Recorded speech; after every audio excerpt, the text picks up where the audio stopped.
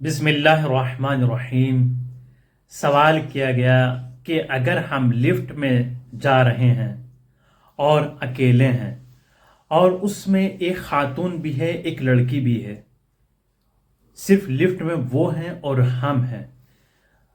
اگر وہاں پر خطرہ ہے گناہ میں شامل ہونے کا یا گناہ میں مبتلا ہونے کا، تو اس صورت میں کیا حکم ہے، ہم لفٹ میں جائیں یا نہ جائیں؟ اس کا صحیح جواب یہ ہے، اگر کوئی شخص لفٹ میں جا رہا ہے اور گناہ میں مبتلا ہونے کا خوف ہو تو لفٹ میں جانا اس کے لیے جائز نہیں ہے، جبکہ ایک تنہا خاتون اس لفٹ میں موجود ہو، ایک لڑکی موجود ہو اور ایک اکیلے آپ ہوں، تیسرا کوئی شخص نہ ہو۔ تو ایسی لفٹ میں اگر یہ آپ کو لگ رہا ہے کہ ہم گناہ میں مبتلا ہو جائیں گے تو اس لفٹ میں آپ سوار نہ ہو، اس لفٹ میں نہ جائیں، بلکہ جب وہ لڑکی چلی جائے اس کے بعد آپ دوسری لفٹ سے جا سکتے ہیں،